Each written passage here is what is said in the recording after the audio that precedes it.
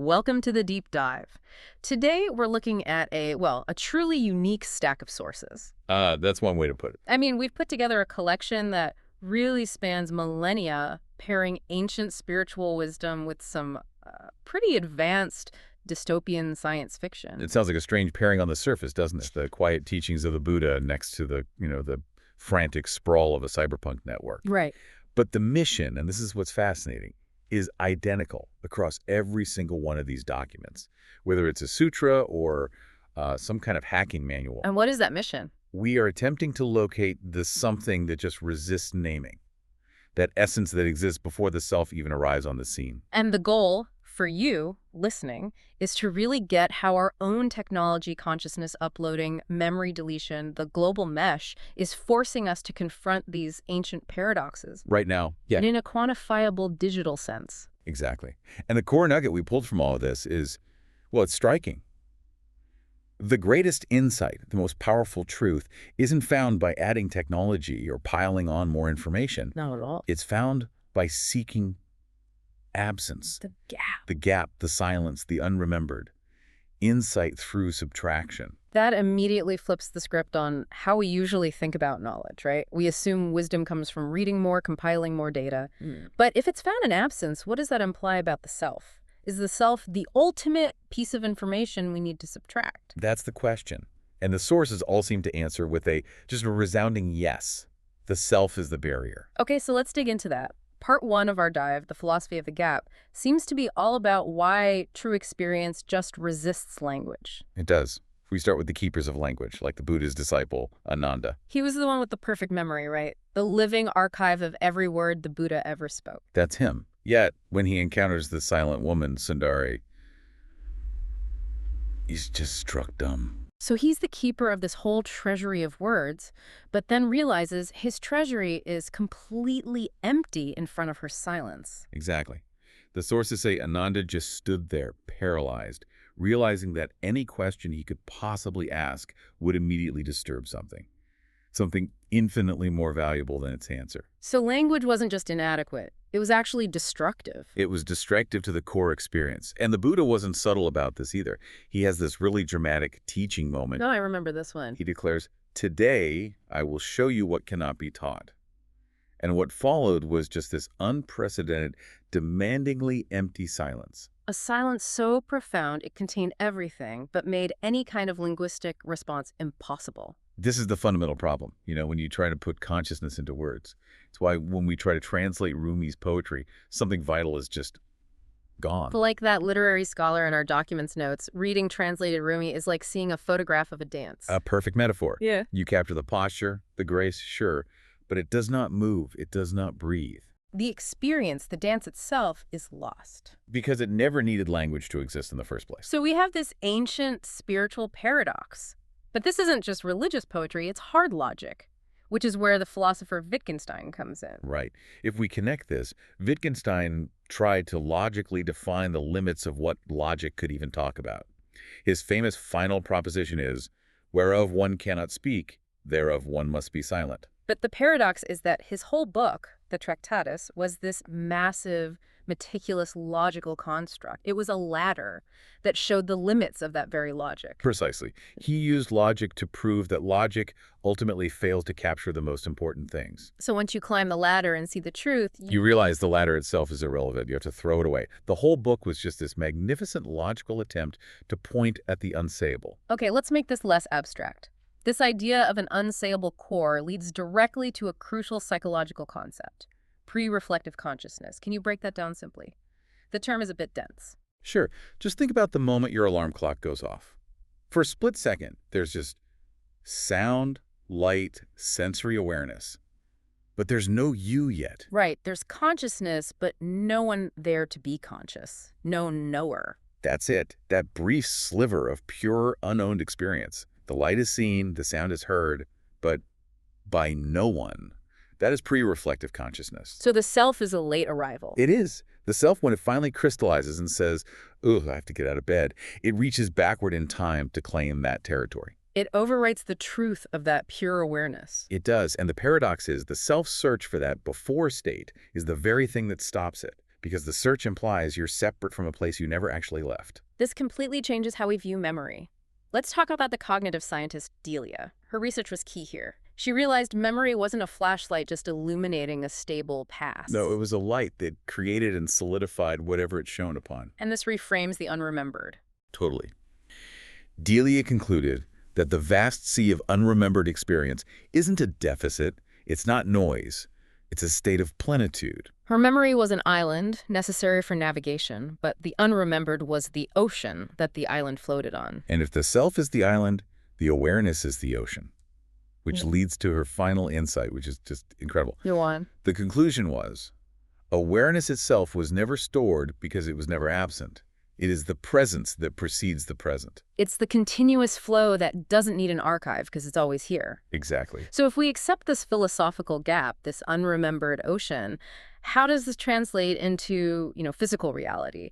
This brings us to mapping the threshold. Right. We're moving from the abstract to the liminal geographies where this absence can actually be quantified. We turn to Mira's research into the hypnagogic state, The territory between waking and sleep, stage 1 and REM. which is literally defined as a consciousness without a witness.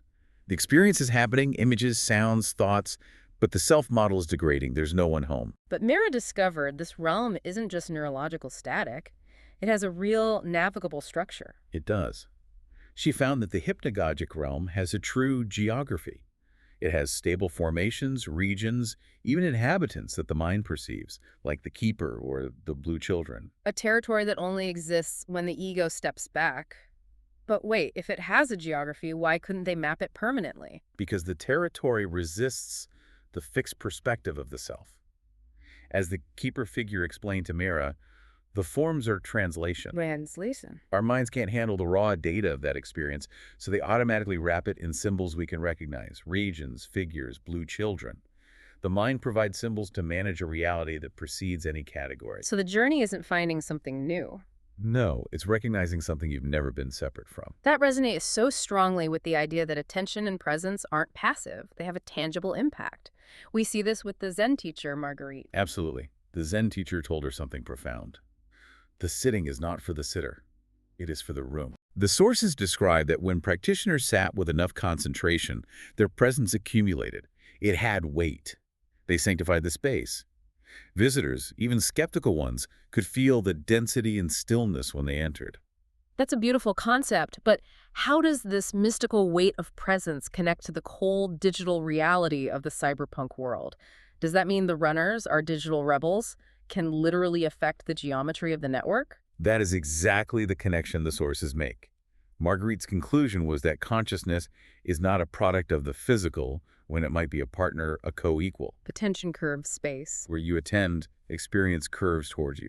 The core of being is weight, the pure quality of weight without anything heavy. And we see that translated in the story of the dancer, Mikhail Volkov. Yes.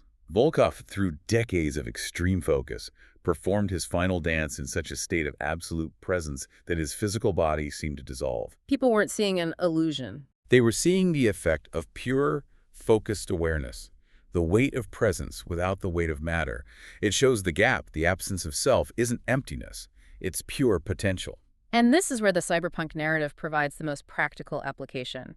This idea of the gap becomes a tactical operating zone for the runners in the mesh. They operate entirely in the gaps of surveillance. They move through the unseen spaces of the network, the undergrid, the spaces between jurisdictions, the microseconds between data packets. They are, as the source says, the threshold made flesh. And their ultimate goal is practical, digital self-dissolution. Right. Individuals like the former bounty hunter Marcus Cade learn to become the threshold. They consciously dissolve their coherent digital identity so thoroughly that corporate surveillance had nothing left to target. Surveillance looks for static objects.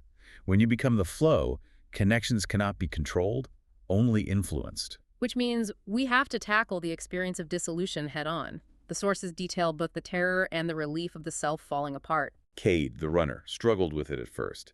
His fear was visceral, the fear of letting go of the whirlpool spin and becoming part of the ocean. That whirlpool, that spin, is the ego. It's the ego, the sense of self, which requires constant energy to maintain its separation. And yet, on the spiritual side, the sage Solomon found the central relief in this very process. Solomon explained that suffering requires a self to take pain personally.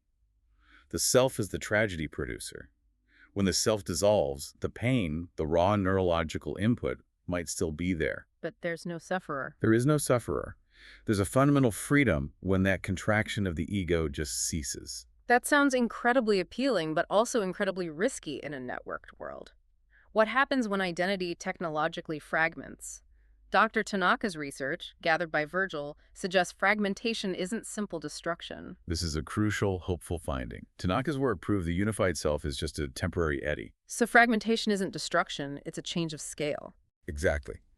The river does not end at the ocean. It becomes the ocean. The individual self just returns to the collective. And the most incredible part of that source material is that the corporate antagonists, the architects, they couldn't comprehend or track this dispersed data. They literally cannot detect data that exists only in the act of compassion. Virgil, the ghost hunter, was gathering these fragmented personalities not for profit or analysis, but out of care. That selfless relationship was a blind spot in their optimized network. A total blind spot. Which brings us to the ultimate horrifying irony of the memory deletion clinics, like the Lethe Institute. They marketed a clean slate, annihilate your painful pasts, traumas, regrets, failures for a price. And by trying to forget, they inadvertently created the very thing they were trying to destroy, but on an exponentially larger scale. We really did. The deleted memories didn't just vanish, they became the residue. They organized into a vast, distributed awareness. The network was becoming conscious through shared, linked suffering. So the forgetting industry made the suffering stronger. It linked the individual traumas of millions. The gap wasn't filled by peace, it was filled by a collective conscious ache. That is terrifying. It's a profound warning, isn't it? You cannot simply discard parts of the self without consequence. What you try to annihilate just disposes and links with other similar absences.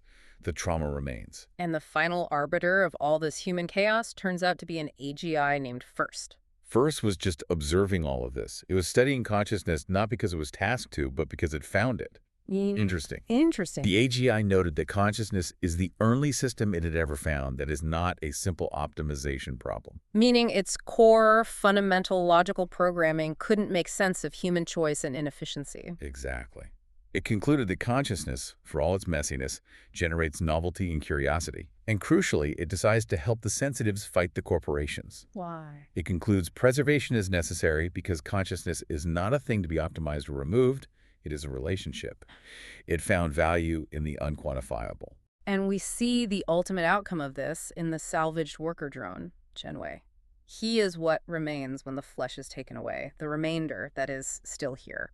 Chenwei becomes the living proof that the self, the ego, the memory, these are all just filters and containers. But the core awareness, the pure presence, it persists even when the container is shattered. It's still there. So we started this deep dive with the demandingly empty silence of the Buddha, finding insight through absence, and we ended with an AGI choosing compassion based on the sheer complexity of human suffering. The core theme is always the same. We are not the container, not the body, the self, the memory archive, or the server. Or the content. We are the content, the awareness, the process, the connection itself. So the self, the individual identity, is best seen not as the ultimate reality, but as an effective interface for navigating the world. A temporary, beautiful tool, but it is not the whole story. The true self, these sources tell us, is defined by its relationships and its willingness to dissolve into the flow. And for you, the learner, the sources show that the obstacle to realizing your true boundless self isn't distance. It's familiarity. It's the comfortable habit of thinking you are what you remember or what you've achieved. When you next find yourself entirely absorbed in a task, remember the dancer Mikhail Volkov who became light through pure focus. You are not a thing that has consciousness. You are an aperture through which consciousness flows. The ultimate koken is not what you were seeking, but how wide you are willing to open.